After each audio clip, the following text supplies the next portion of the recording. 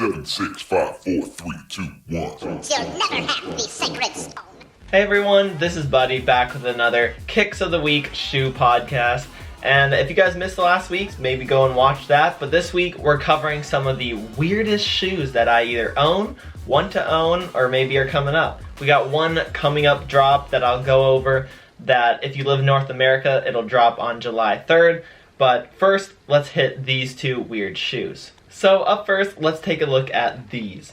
So these are Nike's N110. It's actually the first shoe in the DIMSIX lineup. So this new Dimension 6 lineup that they're created, I think they might have a couple other shoes by now. These were released a year ago, and it's basically over the old name that Phil Knight might have used instead of Nike, Dimension 6. These are really interesting. They're sporting a kind of, I think Nike said, deconstructed look. It says that this shoe was inspired by the chopping, cutting, and rebuilding of custom cars and bikes.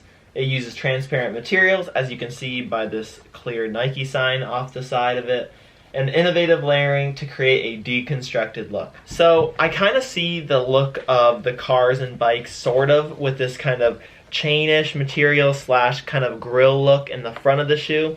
That kind of reminds me of a car, you know, get the air intake. And I must say, these shoes have a lot of room in the toe box. I only really feel the shoe a little bit on the top, in the middle of the laces, but otherwise I barely feel it at the top, and the toe box is enormous, so it's not a sock-like feel, even though you might think it would be because mesh sort of inner tongue lacing throughout the entire center. You would think that it might be a sock feel, but it is not tight at all. Now going around to the cushioning is very cushy. It's super nice to walk on, very absorbent, not as reactive, but very absorbent and cushy to walk on for an extended period of time. These shoes actually are only about 12 ounces. They're a little bit less than 12 ounces. This shoe looks enormous and looks like it would be super heavy, but these are very light. I like the kind of look of them, but I think the other colorway version is more of my style, the all white with just that outlined red Nike logo. I think that one looks a little bit better, just because with this shoe, you gotta look at it for a while and just let everything just kind of blur together, because there's just so much to look at. Do you look at the different colored Nike sign or the standout neon orange? The grills in the front, the neon green on the sides, like what do you look at? I don't know.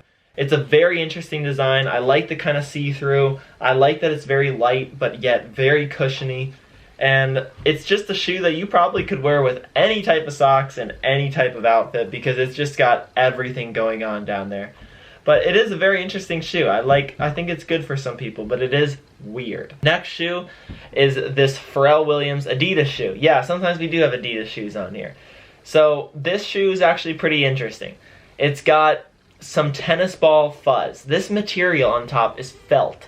So when you've touched this, it feels like you're grabbing a new tennis ball, and I'm not even kidding. So for that reason, I don't wear it ever out in the rain, or even after it just rained. These are for the days that it hasn't rained a day before, will never rain that day, and I can keep this thing perfect and nice looking condition, because I don't want that felt to get ruined.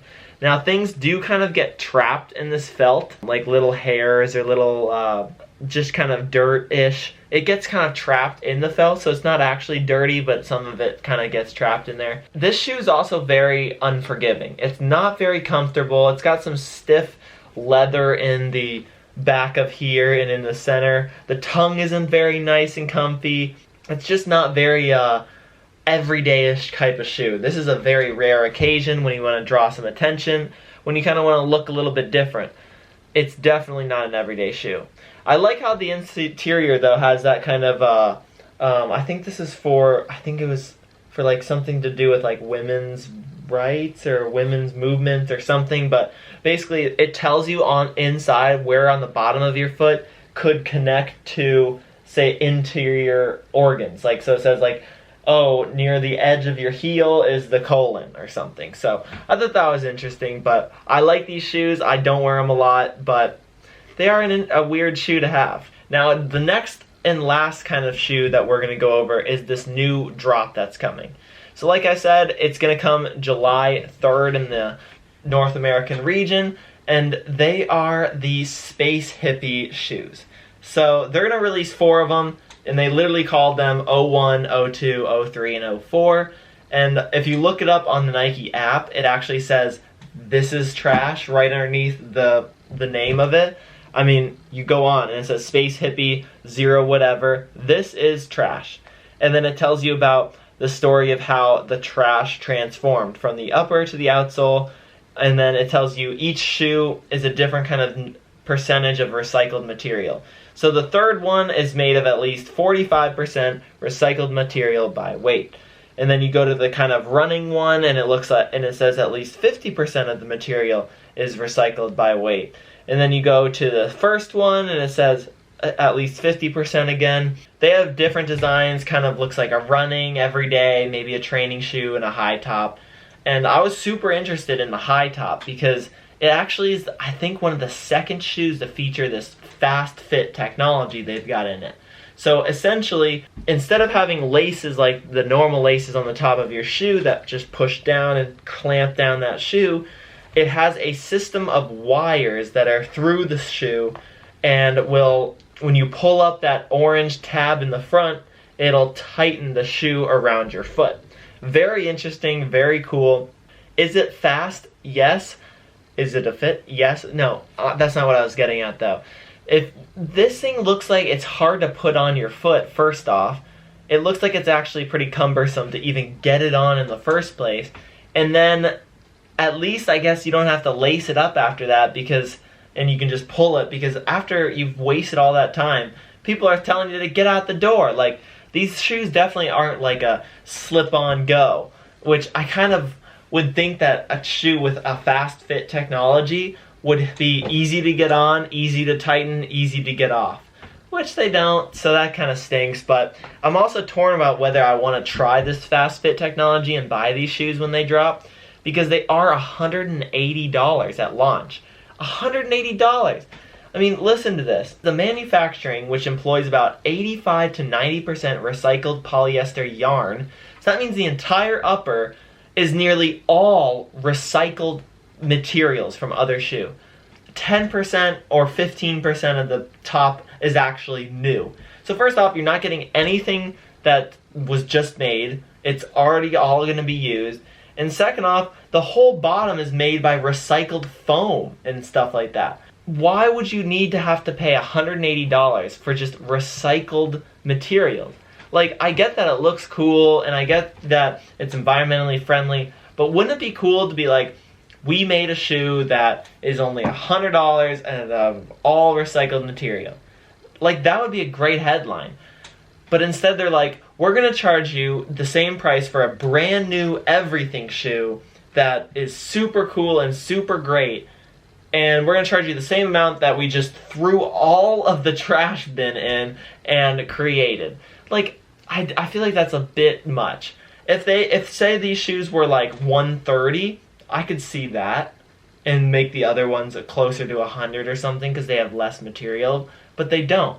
So I'm pretty torn about whether to try those out. But apparently that's the same technology that they put in their self-lacing shoes. If you've seen those, you just push a button and it just shrinks your shoe. So instead of having the technology and the like circuit boards and batteries in them to tighten it for you, this is essentially just doing it manually and pulling it and tightening it for yourself. I think it's super cool. It's great to see that they're reusing materials. I bet they're going to sell out really fast. And if they don't, I bet they're going to go on sale really fast, because I don't know how many people will want this. I mean, looking at these shoes, the first shoe, 01, that looks literally like you took yarn that you found in your basement, like I've got a spool of yarn, and literally laced it through your shoes and said, this is what I'm wearing. It just is so, I feel like if they just colored this shoe a different colorway, it would be so much better. But let me know what you guys think down in the comments below. Hit that big red subscribe button if you haven't already, and that bell icon to stay updated with all of our future videos.